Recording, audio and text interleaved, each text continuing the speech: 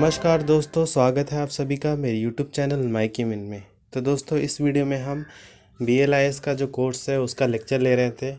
इससे पहले हमने काफ़ी सारे लेक्चर डाल दिए हैं। अगर आपने वो नहीं देखा तो पहले वो देख ले। इस लेक्चर में हम BLI 229 का मल्टीपल चॉइस क्वेश्चन को डिस्कस करेंगे। ये हमारा लेक्चर सीरीज़ 3rd है। इससे पहले 2 और लेक्चर डल चुके हैं। अगर आपने वो नहीं देखा तो ऊपर आई बटन पर क्लिक करके पहले वो देख लें। आपसे रिक्वेस्ट है, अगर आप हमारे चैनल पे नए हैं तो चैनल को सब्सक्राइब कर दें, वीडियो को लाइक कर दें और अपने दोस्तों में शेयर करना ना भूलें। और अभी हमारे पास ज़्यादा टाइम नहीं बचा है, ऑलमोस्ट 20 दिन ही है हमारे पास। और लास्ट के 2-4 दिन जो होते हैं वो तो हम सारे सब्जेक्ट के लिए देने होंगे हमें। और इस बार तो एक भी बीच में गैप नहीं है। वन आफ्टर अनदर जो एग्ज़ाम है वो होने वाला है। तो अभी से आप लोग प्लीज़ करके सीरियस हो जाए। हम लोग आपके लिए मल्टीपल लेक्चर्स लेके आ रहे हैं ताकि आपकी हेल्प हो सके। तो कृपया करके आप भी हमारे लेक्चर को सपोर्ट करें, अपने दोस्तों में शेयर करें, ज़्यादा से ज़्यादा स्टूडेंट तक पहुंचाएं ताकि सबकी हेल्प हो सके। तो इस लेक्चर में हम मल्टीपल चॉइस क्वेश्चन डिस्कस करेंगे और क्वेश्चन का नंबर जो है वो इंक्रीज़ है। तो वीडियो अगर थोड़ा लंबा हो जाए तभी भी आपसे रिक्वेस्ट है, आप कृपया करके आप वीडियो को लास्ट तक देखें, क्योंकि सारे जो क्वेश्चन हम डिस्कस कर रहे हैं वो एग्ज़ाम स्पेसिफिक क्वेश्चन है। सारे क्वेश्चन जो है इसी तरीके के आपको क्वेश्चन देखने को मिलेगा एग्ज़ाम में भी। तो हिंदी स्टूडेंट के लिए भी कोई टेंशन नहीं है, आप लोगों के लिए भी हम हिंदी में भी डिस्कस कर रहे हैं उसको। और बाकी आप लोगों को PDF मिल जाएगा। अगर आप हमारे टेलीग्राम चैनल जो है उसको अगर आपने नहीं ज्वाइन किया है अभी तक तो प्लीज़ करके वो लोग आप ज्वाइन कर ले टेलीग्राम ग्रुप को। वहाँ पे आपको हर लेक्चर की PDF आपको मिल जाएगी। हिंदी और इंग्लिश दोनों में है, तो दोनों स्टूडेंट हिंदी इंग्लिश वालों के लिए है। तो आप लोग प्लीज़ करके अभी से पढ़ना स्टार्ट कर दें। अब टाइम नहीं बचा है बिल्कुल हमारे पास, टाइम वेस्ट ना करें कृपया करके। चलिए फिर लेक्चर को शुरू करते हैं।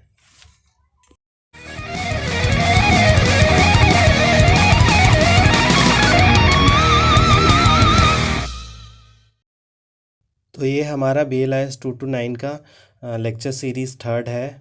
इसमें हम MCQ फॉर्मेट में क्वेश्चन डिस्कस करने वाले हैं। इससे पहले 2 और लेक्चर डल चुके हैं। अगर आपने वो नहीं देखा तो आप वो देख लें, ऊपर आई बटन पे लिंक दिया हुआ है, प्लीज़ करके वो पहले देख लें फिर आप ये देखें उन सारे लेक्चर्स। और इसको अगर हम मिला दें तो ऑलमोस्ट जो क्वेश्चन नंबर हो जाएगा वो 70 to 80 हो जाएगा। हमारा टारगेट 400-500 तक का है। तो हमारे चैनल से आप लोग जुड़े रहें। हम इसी तरीके के क्वेश्चन हम लेके आते रहेंगे आगे भी। तो चलिए फिर शुरू करते हैं आज का लेक्चर। पहला क्वेश्चन है, which option from the given expand VIAF। दिए गए ऑप्शन में से कौन सा VIAF को एक्सपैंड करता है, मतलब कौन सा फुल फॉर्म है इसका। तो करेक्ट ऑप्शन जो है इसका है B, virtual international authority file. B option जो है वो करेक्ट ऑप्शन है, वर्चुअल इंटरनेशनल अथॉरिटी फाइल। आगे चलते हैं क्वेश्चन नंबर 2 पे।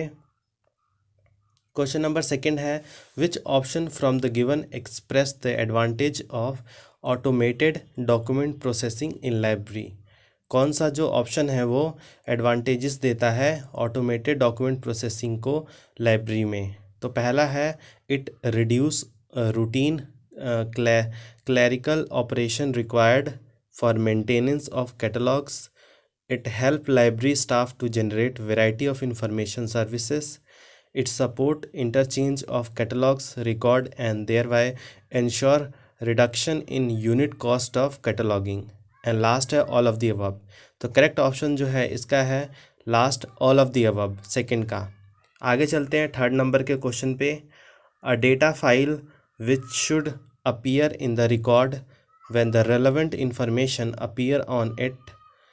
The item is known as replaceable file, repeatable sub file, mandatory file and last है all of the above।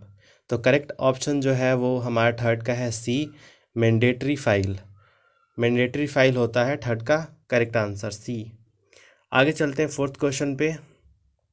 4th question है, it is refers to combine 2 or more general into a single general under one title is known as।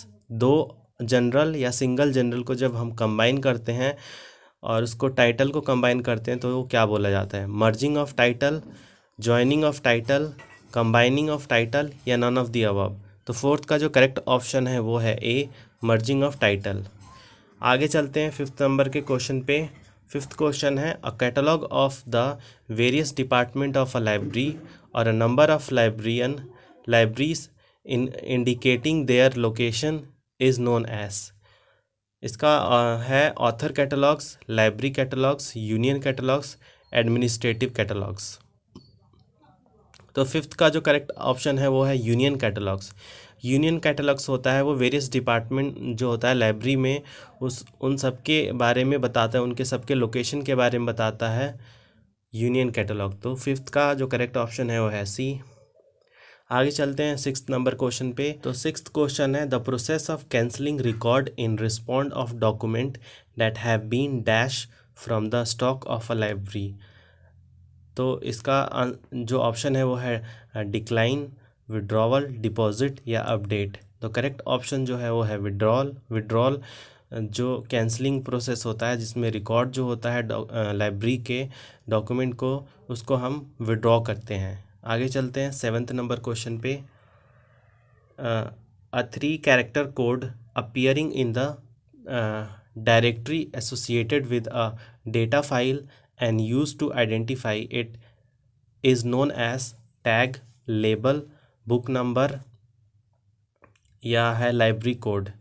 तो seventh का जो correct option है वो है ए, tag. आगे चलते हैं एट्थ नंबर क्वेश्चन पे।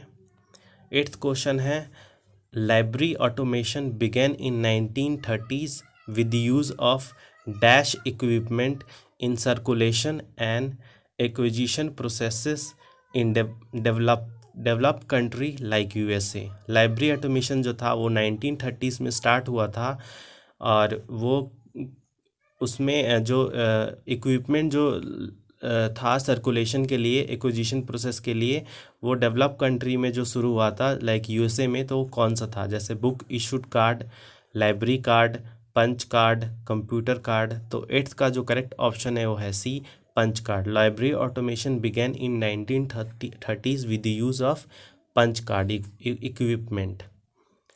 आगे चलते हैं पंच कार्ड पे। एक और क्वेश्चन हमने फर्स्ट वाले जो लेक्चर था उसमें लिया था। तो आप इसीलिए हम बोल रहे हैं कि सारे जो क्वेश्चन हैं एक दूसरे से इंटर रिलेटेड है, इंटर कनेक्टेड है। सारे जो सब्जेक्ट भी हैं वो भी एक दूसरे से इंटर रिलेटेड और इंटर कनेक्टेड है। तो आप एक बार जब पढ़ना शुरू करेंगे तो आपको खुद ही समझ में आ जाएगा कि हाँ, ये उतना भी मुश्किल नहीं है जितना हम सोचते हैं। आगे चलते हैं नाइन्थ नंबर क्वेश्चन पे। नाइन्थ क्वेश्चन है the use of library automation software is rapidly increasing in India right from dash. कौन से ईयर से जो लाइब्रेरी ऑटोमेशन का जो सॉफ्टवेयर था उसका इंक्रीज़ जो बढ़ गया इंडिया में? तो वो क्या 1993 था, 1997, 1995 या 2000? तो नाइन्थ का जो करेक्ट आंसर है वो है सी, 1995। 1995 से लाइब्रेरी ऑटोमेशन का जो क्या बोलते हैं इंक्रीज़ जो है वो बहुत ज़्यादा हो गया था सॉफ्टवेयर का। आगे चलते हैं टेंथ नंबर क्वेश्चन पे। टेंथ नंबर क्वेश्चन है library automation software are categorised into dash different generation.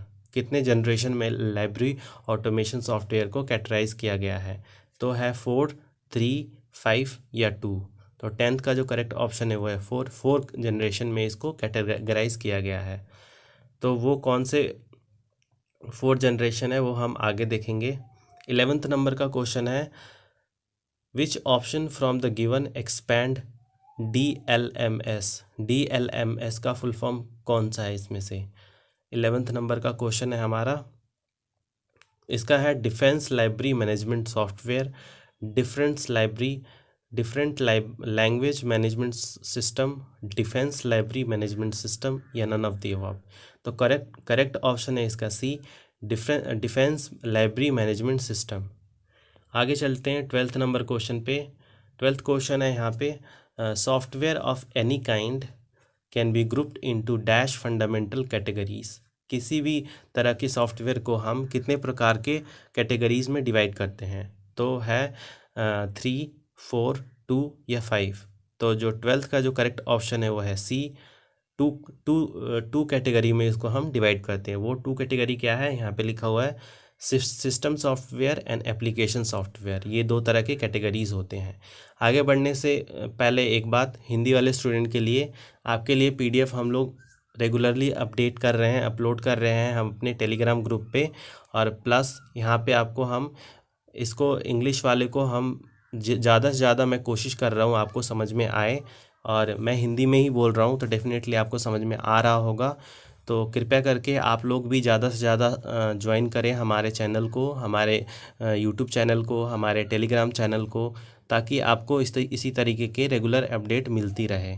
और हम कोशिश कर रहे हैं जितना सब्जेक्ट है जो भी बचा हुआ है उसको जल्दी से जल्दी कवर करने का, क्योंकि एग्ज़ाम बहुत ही पास में है। आगे चलते हैं 13th नंबर क्वेश्चन पे।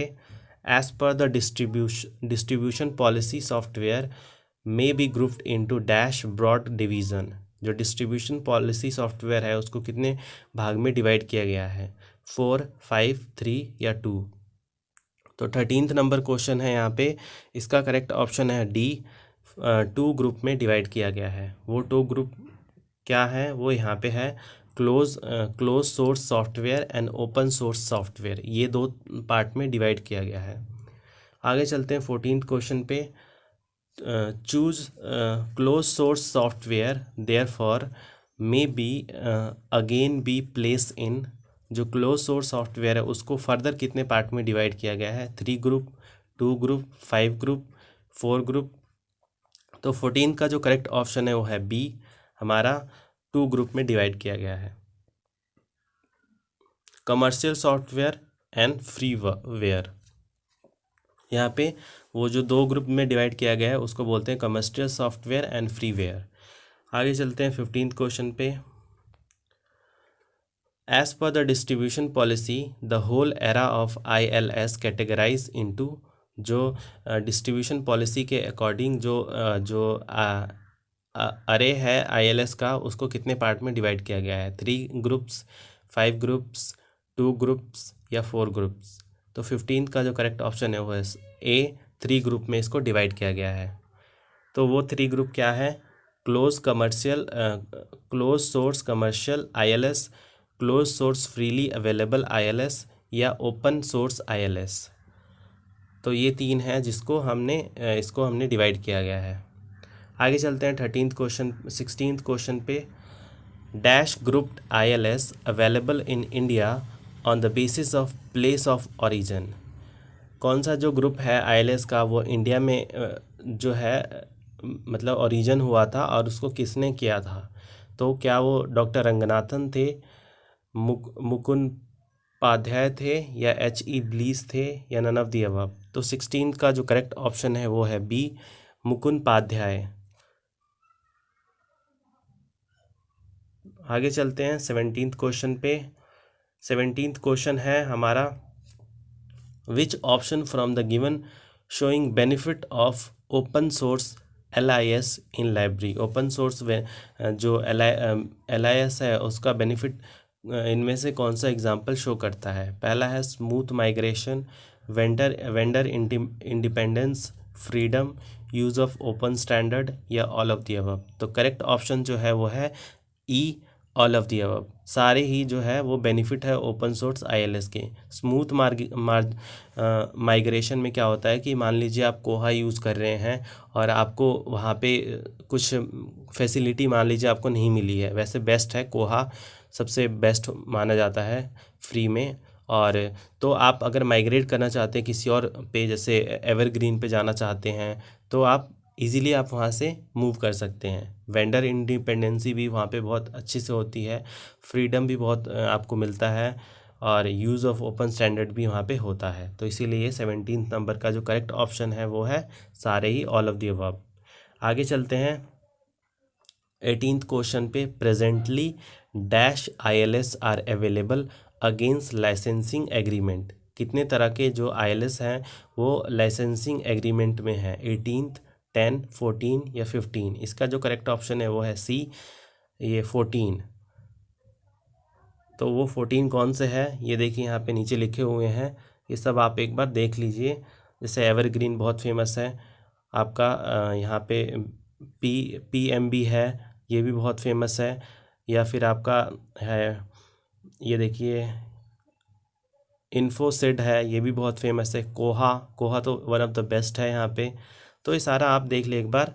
ओपन बिब्लियो है यहाँ पे माई लाइब्रेरी है। तो ये सारे हैं, आप देख लेना एक बार। आगे चलते हैं 19th क्वेश्चन पे। Dash is originated from public library domain इन 2006। कौन सा जो इसमें से सॉफ्टवेयर है वो ओरिजिनेट हुआ था पब्लिक लाइब्रेरी डोमेन में 2006 में, पब्लिक लाइब्रेरी डोमेन के लिए। तो वो क्या कोहा है, एवरग्रीन है, न्यू जेन लैब है, या बिब्लियो है। तो 19th का जो करेक्ट ऑप्शन है वो है बी, एवरग्रीन। एवरग्रीन जो है वो पब्लिक के लिए पब्लिक डोमेन में आया था 2006 में। आगे चलते हैं। कोहा के बाद अगर बात करें तो एवरग्रीन आता है, जो कि बहुत फेमस है। आगे चलते हैं 20th क्वेश्चन पे। 20th क्वेश्चन है, dash is the first open source ILS and possibly it is now the most feature rich open source ILS। कौन सा जो है वो बहुत ही फेमस ILS है ओपन सोर्स का, और वो बहुत, उसके अंदर बहुत सारे फीचर्स आपको मिल जाएंगे। तो क्या वो PMB है, एवरग्रीन है, कोहा है, या ओपन बिब्लियो है? तो इसका जो करेक्ट आंसर जो है वो है सी, कोहा। कोहा जो है वो बहुत ही एक्सटेंसिवली यूज़ किया जाने वाला सॉफ्टवेयर है हर जगह, और ये बहुत इंटरनेशनल सॉफ्टवेयर है, ना ही इंडिया में बल्कि ऑल ओवर द वर्ल्ड में कोहा का इस्तेमाल किया जाता है लाइब्रेरी साइंस में। आगे चलते हैं 21st नंबर क्वेश्चन पे। When was the Koha released as open source of ILS। Koha को रिलीज़ कब किया गया था ओपन सोर्स ILS में? तो इन 1990, इन 2000, इन 2001, या 1999? तो इसका जो करेक्ट ऑप्शन है वो है बी, इन 2000 में जो कोहा को हम वो कर दिया गया था, कमर्शियलाइज था, तो उसको पहले ओपन कर दिया गया था, ओपन सोर्स ऑफ ILS हो गया ये। आगे चलते हैं क्वेश्चन नंबर 22 पे। कोहा was originated in public library system of. कौन से पब्लिक लाइब्रेरी सिस्टम में ये ओरिजिनेट हुआ था? न्यूजीलैंड, USA, ब्रिटेन, या इंडिया? तो इसका जो करेक्ट ऑप्शन है वो है ए, न्यूजीलैंड में कोहा का ओरिजिनेशन हुआ था। कोहा न्यूजीलैंड में कहाँ पे? न्यूजीलैंड की जो राजधानी है वेलिंगटन, वहाँ पे। आगे चलते हैं। Which option from the given is showing feature of कोहा इन ILS। कोहा का जो फीचर कौन सा ऑप्शन बता रहा है यहाँ पे? तो इसका ऑप्शन जो है, can be integrated with free bibliographic data service, easily control of content, can easy be integrated with Vicky या ब्लॉग्स, फुल्ली ऑथराइज कंट्रोल, या ऑल ऑफ द अबव? तो जो 23rd नंबर का क्वेश्चन है उसका करेक्ट आंसर जो है वो है E, all of the above. ऊपर के सारे ही हैं वो फीचर बताते हैं कोहा के। आगे बढ़ने से पहले एक बार और लास्ट टाइम बोल रहे हैं इस वीडियो में, काफ़ी बार बोल चुके हैं, अगर आप चैनल पे नए हैं तो कृपया करके चैनल को सब्सक्राइब कर लें, वीडियो को लाइक कर दें, और वीडियो आपको कैसा लग रहा है, क्वेश्चन आपको कैसे लग रहे हैं, अपने राय कमेंट बॉक्स में देना ना भूलें। हमें मोटिवेशन मिलता है, एक छोटा सा आपका कमेंट जो होता है काफ़ी मोटिवेट करता है हम लोगों को। हमें लगता है कि आप इंटरेस्ट ले रहे हैं। हमें अच्छा लगता है जब आप लोग कमेंट करते हैं, आपके डाउट आप लोग रखते हैं। अच्छा लगता है आपके डाउट को सॉल्व करना और आप लोगों के लिए वीडियो बनाना, क्योंकि हमारा मेन मोटिव ही है हिंदी स्टूडेंट हो या इंग्लिश लैंग्वेज के स्टूडेंट हो, दोनों स्टूडेंट का हेल्प करना। क्योंकि जो यहाँ पे अगर आप पहले से CLS करके आए हैं तो आपको उतना दिक्कत नहीं हो रहा होगा, पर जो बच्चे ग्रेजुएशन के बाद डायरेक्ट BLS में आए हैं तो उनको डेफिनेटली दिक्कत हो रहा होगा, क्योंकि उनके लिए ये न्यू कोर्स है। और ऊपर से इस बार तो MCQ फॉर्मेट में जो क्वेश्चन है वो सेट कर दिया गया है, तो काफ़ी दिक्कत मतलब होगा, क्योंकि पर आपको डरने की ज़रूरत नहीं है। जिस फॉर्मेट में हम क्वेश्चन करा रहे हैं, यकीन मानिए इसी फॉर्मेट में क्वेश्चन आपको देखने को मिलेगा एग्ज़ाम में। और आप इसके अलावा अगर आप कोई और बुक पढ़ रहे हैं तो आप अपना टाइम वेस्ट कर रहे हैं, क्योंकि जो इग्नू वाले हैं या फिर कोई भी यूनिवर्सिटी जो BLIS का कोर्स कराती है, वो अपने स्टडी मटेरियल से ही क्वेश्चन पेपर बनाती हैं। उसके अलावा कोई भी नहीं होता। आप किसी भी केंद्रीय विद्यालय कोई भी मतलब बुक उठा के देख लें, उसको पढ़ें, वो वेस्ट ऑफ टाइम है आपके लिए। वो कम्पिटिटिव एग्ज़ाम के लिए तैयार किया गया है। वो आपके कोर्स से रिलेटेड है, पर आपके एग्ज़ाम में नहीं आने वाला वो। तो आप उसमें अपना दिमाग मत लगाएं। हाँ, आपको अगर एक्स्ट्रा नॉलेज चाहिए, आप अगर मतलब कंपटीशन के लिए तैयारी कर रहे हैं तो वेल एंड गुड, बट अभी इस टाइम आप मेन फोकस करें स्टडी मटेरियल पे।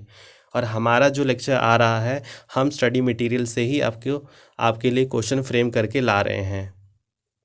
तो हमारे चैनल को ज़्यादा से ज़्यादा आप सपोर्ट करें, ताकि हमें मोटिवेशन मिले आपके लिए और भी क्वेश्चन फ्रेम करने का। हमारा जो टारगेट है वो आपको हमने बता दिया है कि हम आपको 500 तक क्वेश्चन कराएंगे हर सब्जेक्ट का। तो अभी हम हर सब्जेक्ट को अभी हमने कवर नहीं किया है, पर हमने काफ़ी हद तक ऑलमोस्ट हमने हाफ सब्जेक्ट को कवर कर दिया है। तो आगे आने वाले लेक्चर्स में हम और भी क्वेश्चंस लेके आएंगे, और भी जो बचे हुए हैं जो सब्जेक्ट है उसको हम कवर करेंगे।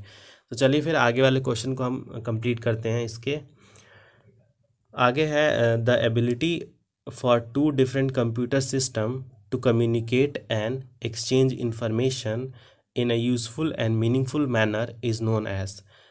एक एबिलिटी होती है जिसके द्वारा 2 कंप्यूटर आपस में बात करते हैं, मतलब ऐसे हमारी तरह बात नहीं करते, बट वो एक कंप्यूटर लैंग्वेज में बात करते हैं और इन्फॉर्मेशन को एक्सचेंज करते हैं एक मीनिंगफुल मैनर में। उसको हम क्या बोलते हैं? इंटरकनेक्शन, इंटरऑपरेबिलिटी, या एक्सचेंज प्रोसेस, या नन ऑफ द अबव। तो करेक्ट आंसर जो है 24th का वो है बी, वो इंटरऑपरेबिलिटी के द्वारा ये लोग इनका जो एक्सचेंज ऑफ इंफॉर्मेशन होता है। आगे चलते हैं 25th क्वेश्चन पे। Which option from the following is showing the advantage of using commercial ILS। Commercial ILS का यूज़ करने का एडवांटेजेस इसमें कौन सा ऑप्शन बता रहा है?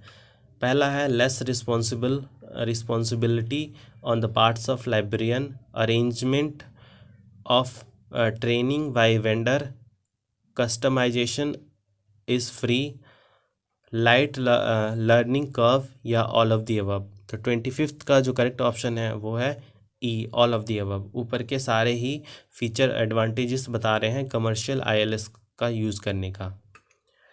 तो ये हमारा लेक्चर था। आपसे रिक्वेस्ट है, प्लीज़ चैनल को सब्सक्राइब, लाइक एंड कमेंट करना ना भूलें अगर आपको कोई दिक्कत हो वीडियो में। और हिंदी वाले स्टूडेंट के लिए देखिए, हमने आप लोगों के लिए हिंदी में भी लेक्चर तैयार किया है। हर लेक्चर में मैं बोलता हूँ कि मैं दोनों लैंग्वेज में पढ़ के आपको नहीं बता सकता, ये वाले क्वेश्चन और वो वाला। तो इसीलिए हम एक लैंग्वेज फॉलो करते हैं और आपको एक्सप्लेनेशन हम हिंदी में ही दे रहे हैं, तो आपको समझ में आ रहा होगा। बाकी आपके लिए हमने PDF पूरा तैयार किया है, तो आप लोगों को दिक्कत नहीं होगा। अगर आपने हमारा अभी तक टेलीग्राम ग्रुप नहीं ज्वाइन किया है तो आप टेलीग्राम ग्रुप ज्वाइन कर लें। ये सारे क्वेश्चन आपको वहाँ पे मिल जाएंगे। जैसे ही लेक्चर अपलोड होता है उसके बाद हम लोग PDF को भी अपलोड कर देते हैं वहाँ पे। काफ़ी सारे बच्चों ने ज्वाइन किया है जिनको हेल्प हो रहा है वहाँ से। अगर जो अभी आप लोग नए हैं अगर चैनल पे, तो आप टेलीग्राम ग्रुप को ज्वाइन कर लें। लिंक आपको टेलीग्राम ग्रुप का दिया हुआ है इस वीडियो के डिस्क्रिप्शन बॉक्स में। तो जल्दी करें, आप लोगों के पास टाइम नहीं है, बहुत कम टाइम बचा है। ऑलमोस्ट हमारे पास 20 दिन से भी कम है। तो आपके ऊपर डिपेंड करता है आप किस तरीके से किस चीज़ को ज़्यादा फॉलो करते हैं। आपसे बार बार बोल रहा हूँ कि आप कॉम्पिटिटिव बुक को आप प्रेफर ना करें, क्योंकि उनमें से क्वेश्चन नहीं आते हैं। तो आपके ऊपर डिपेंड करता है, आप हमारी बात माने ना माने, पर आपको मैं बोलता रहूँगा, क्योंकि हम आपके लिए वीडियो बना रहे हैं। हम चाहते हैं कि आप लोग अच्छे नंबरों से पास हों। और एक बच्चे ने पूछा था, सर ये आप जो वीडियो बना रहे हैं ये एग्ज़ाम में आएगा, ऐसे क्वेश्चन आएंगे क्या? तो डेफिनेटली अगर हम आपके लिए ऐसे वीडियो बना रहे हैं तो ऐसे ही क्वेश्चन आपको देखने को मिलेगा एग्ज़ाम में। तो आप लोग टेंशन ना लें, हिंदी वाले स्टूडेंट खास करके आप लोगों के लिए प्रॉपर हमने नोट्स बनाया हुआ है। आप सिर्फ हमारा लेक्चर देखें और जो हम मटेरियल दे रहे हैं उसको आप देखें। और उसके अलावा अगर आप कुछ पढ़ना चाहते हैं तो डेफ़िनेटली मैं आपको रिकमेंड करूँगा आप स्टडी मटेरियल पढ़ें जो इग्नू ने दिया है, या फिर जो भी जिस भी यूनिवर्सिटी से अगर आप हैं, जो कोई यूनिवर्सिटी भी आप फॉलो कर रहे हैं, तो आपके यूनिवर्सिटी ने जो स्टडी मटेरियल दिया है आप खास करके वही आप प्रेफर करें। और एक इन्फॉर्मेशन देना चाहता हूँ मैं कि MLIS का भी लेक्चर बहुत जल्द आने वाला है। तो जो MLIS का स्टूडेंट है उनको भी टेंशन लेने की ज़रूरत नहीं है। हम लोग MLIS का भी पूरा स्ट्रक्चर जो है वो सारा कवर करेंगे और CLIS का भी हम लोग कवर करेंगे। तो आगे ये सारे लेक्चर आएंगे, आप लोग जुड़े रहें हमारे चैनल से। जो भी अपडेट आएगा इग्नू की तरफ से वो सारे हम आपको इसी चैनल पे देंगे। उसके अलावा असाइनमेंट में कोई दिक्कत हो आप लोगों को तो आप वो भी कमेंट में कर दें, हम लोग असाइनमेंट से भी आप लोगों का हेल्प करेंगे। जिस प्रकार की भी आपकी दिक्कत हो आप सिर्फ कमेंट करें, हम आपके लिए हैं, आपकी हेल्प करने के लिए। तो आशा करते हैं आपको आज का लेक्चर अच्छा लगा होगा। अगर आपको लेक्चर अच्छा लगा तो कमेंट कर दें, अपने दोस्तों में शेयर करना ना भूलें। तो चलिए फिर ठीक है, मिलते हैं आपसे नेक्स्ट लेक्चर में। तब तक के लिए धन्यवाद।